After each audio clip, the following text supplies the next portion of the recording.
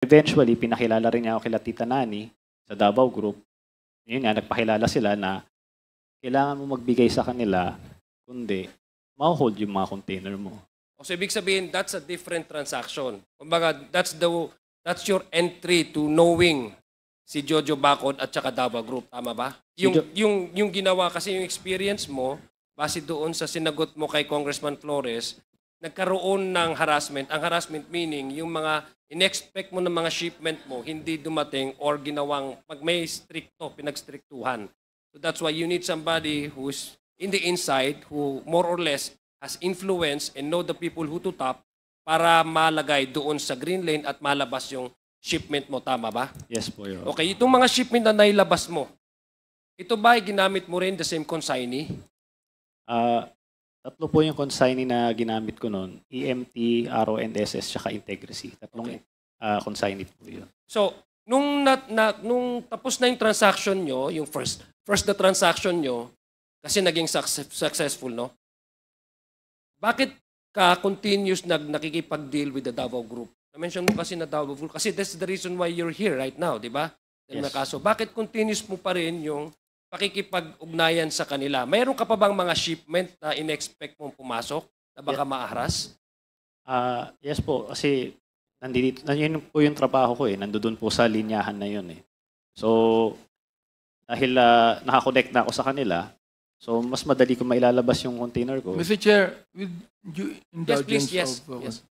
gusto ko maintindihan, Mr. Chair, sino yung binabanggit mong Jojo, saka yung tita. Pakipaliwanag mo nga sa amin uli. Pangalawa, bakit ka nag-rates out sa Davao Group? Nag-i-smuggle ka ba? Yun ang tanong ko, bakit? Ibig sabihin, kung talagang legal ang pinapasok mo, di ba? Bakit ka nag-rates out Davao Group? Kasi po, tama po yun, sinasabi nyo. Mga misdeclared siya, underdeclared po. Katulad nga po ng sinabi ko, kung Ibig sabihin, meron kang misdeclared, underdeclared. Correct? Yes po. Kaya nag-rates out ka sa Davao Group. Yes po, Your Tama? O tanong ha? Ikaw ba nagpapasok ka ng mga ukay-ukay, ng mga damit na second hand? Opo. Papasok ka, di ba? O, Major Kaskolan, bawal yan. Yes, sir. Bawal yan, di ba? Yes, Your Honor. Pero nakakapasok. Yes, Your Honor. Anong ginagawa nyo? Anong ginagawa nyo? Actually, Your Honor, we apprehend these shipments, but there are so many ways, Your Honor, of hiding this. Ang daming, Yes, Your ang Honor. daming ukay-ukay dito sa Metro Manila. Bawal ipasok yan. Merong, Very true, Your Honor. sandali lang. Merong directive ang WHO sapagkat health hazard yan. Very true, Your Honor. Ngayon, And ano itong tanong ko ha? Bakit nakakapasok sa customs yan? Sir. Pagkatapos mo sagutin yan, Yes, sir. I want the attorney from customs to answer me on that. Sir, actually, the okay that's coming in. Okay lang ang puso ko. Yes, sir. Comes Malakas ang puso ko. Yes, sir. Sir, it comes from many ports. It's not only the ports in Manila, but also ports in Mindanao and the Visayas. Salamat. Salamat. You've been honest with me. Ang tanong ko ganito, with indulgence of Congressman Sia, bakit nakakapasok yung ganong illegal? Bakit? Bakit hindi nyo nakikita? Bakit nakatakip ang mga mata ng customs official? First of all, Your Honor, okay can be declared as bed sheets, used bed sheets, used shoes. What is prohibited, Your Honor, is used clothing. Major So it Kaskolan, and- that can be declared, but you know for a fact that they are not new. Yes, Your Honor. But If you most- go to every store that has ukay-ukay, you know for a fact that there are no bed sheets there. There is nothing new. What Yes. I'm saying right now is this. Ito ha. O, binanggit na ni Mark Taguban. Umamin na siya. Umamin na siya kasi tinanong kanina ni sino yun? Na kung ano ang laman nung container eh, di ba? Sinabi mo kanina, Mark, na ito ay mga, ano sabi mo kanina?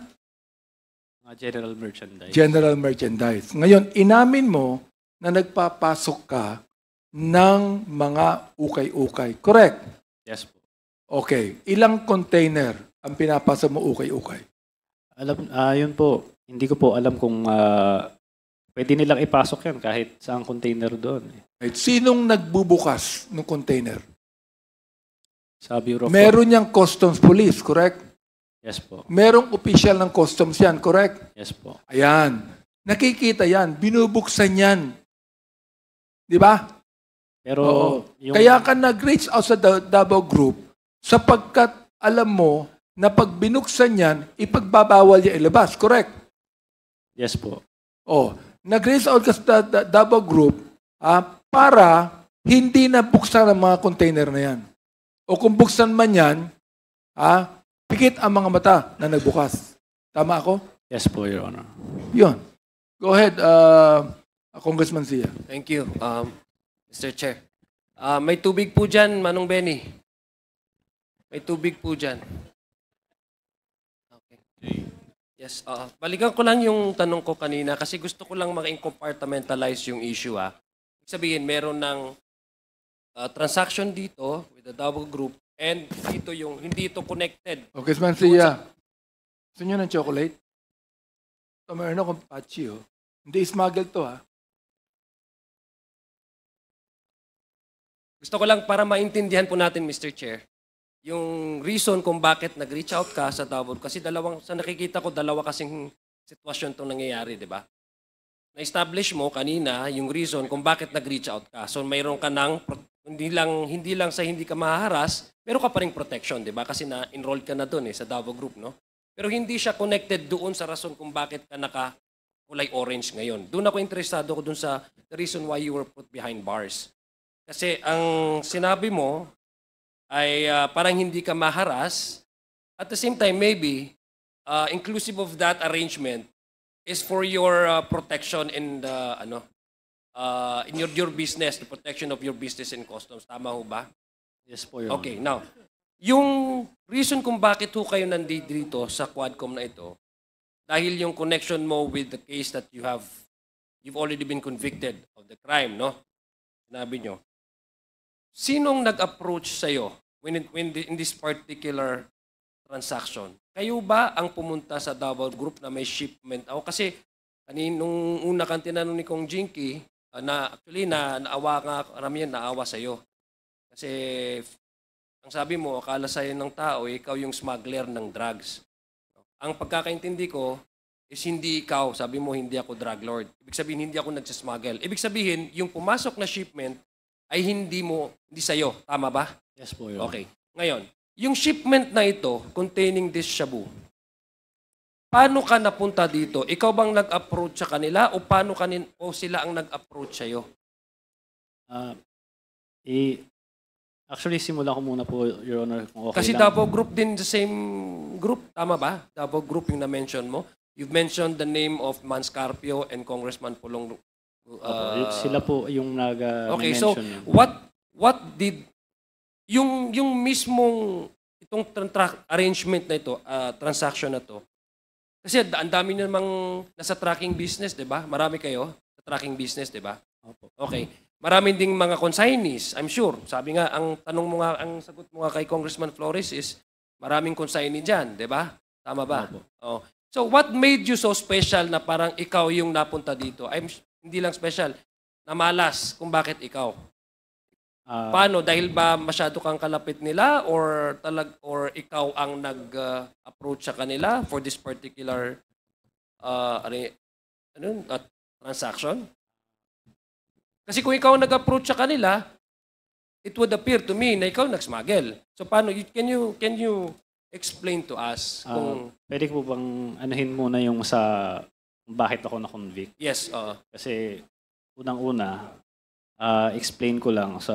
Hindi, explain mo na lang sa akin yung paano itong kaso na ito na nasama ka sa among all the many tracking businesses involved within customs, doing business in customs, legitimate business. I'm sure your business used to be legitimate, di ba? I'm sure your business was legitimate when you're doing